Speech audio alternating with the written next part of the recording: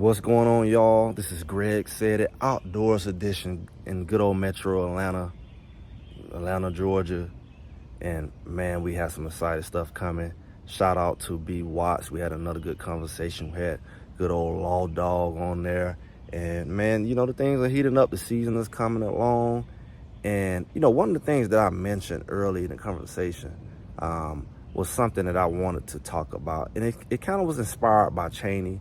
And really the conversations we had overall, even the conversation we had recently, and that is Coach Prime is really doing something a lot of people have looked over from day one. And I kind of talked about it before in a way from a different angle.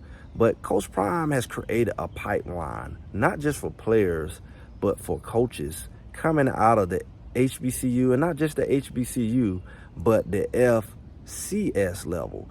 And it's giving players and coaches the opportunity to really prove that they can play on this level. Because what we find is a lot of people, you got to prove yourself. And Shedeur proved that he could do it, even though I don't know why anyone would put that label on him, because they know he had other options, especially Travis. But yet people, if we talk about people knowledge of football, you would think they would have enough sense to know that just because they went to those schools, that doesn't mean that they couldn't perform or couldn't have went to bigger schools. It's a choice at the end of the day. And we know Travis chose. He was number one player in his class. So that label should have been with an asterisk on it at the very least, to see, but they had to minimize him because, one, he was with Coach Prime, and two, they say, well, you did it at that level, you can't do it at this level. Not forgetting that he really didn't never have to go to the FCS level, and he was already proven from his potential and what he's done up to that point.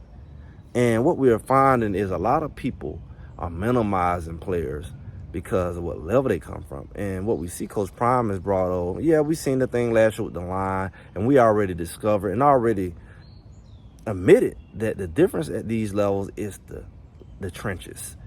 And I don't know if people have fully accepted that, or maybe they just want to debate it because that's what somebody else said that they don't agree with, but that is true. So yes, it didn't quite transfer over well when you talked about the trenches that came over last offseason. People kind of still throwing that in the face of the fans like, hey, well, y'all said that last year about the line. Well, we know the line is different, but what you can't say is it wasn't true about Shedeur, about Travis, about Cameron Seal-McCred. Jeremiah Brown is still showing what he can do. Savion did decent with the opportunity he had. So now we got Cheney coming over from FAMU, and it's going to be a further display of the talent that can translate from the FCS to the FBS, what we call it now. And the fact that these boys, what they're doing at that level, they can do it at this level, and you can respect them. And what that looks like and what that does is, at some point, you got to look at, and this is just a financial thing, you got to respect when you come to drafting and recruiting these guys out of college, out of these teams. Maybe some of these organizations say, we need to start really taking it more serious and take a look at these guys at these FCS schools, because a lot of times they take a direct hit because, you haven't played the talent. And maybe the talent is not that great, but that don't mean that the player himself, talent is not good enough. And it's like they use that as a false measurement against these guys. And then they have to do like Shedeur and Travis, to come and prove that they have to do it at this level. But nevertheless, that doesn't take away the fact that they always had the talent to do it.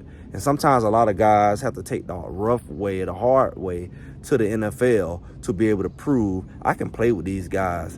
And maybe they have to take a hit. Maybe they have to go late rounds or undrafted free agent just to get opportunity. We've seen a lot of these guys take that route to prove I can still do it. They don't get the due respect. But now that you see somebody like Coach Prime, who's not afraid to pull up a guy from the FCS level to get the opportunity, that's going to be a beautiful thing. How many people you see doing that? I would love to hear the comments, because we see a lot of guys go down.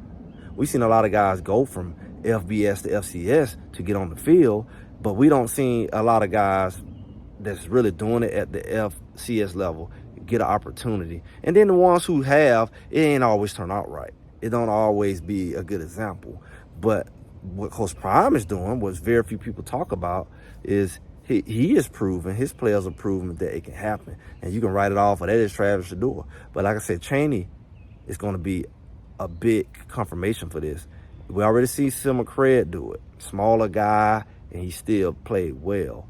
Shiloh, and he said he was at South Carolina first. So you can write off a lot of these guys. But Chaney is going to be really a solidifier of what I'm saying. And maybe, just maybe, more coaches won't be afraid and see the guy doing well to say, well, I don't know if it's going to transfer or translate over here at this level. Maybe they're going to be able to say, hey, we don't seen enough examples where we're willing to take a risk and see a guy who's really doing his thing, give him a shot at a higher level versus just making him have to continue to stay at that level. And like I said, the same way with the coaches.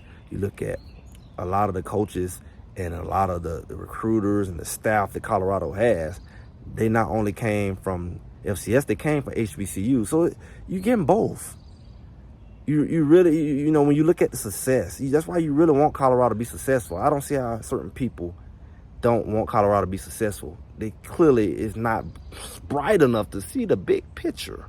You're being selfish. You want to hate Coach Prime, but you're benefiting from his success because it shows that certain people, especially at the HBCU level, African Americans, that they're able to produce at this level. They just don't have to dominate in the SWAC.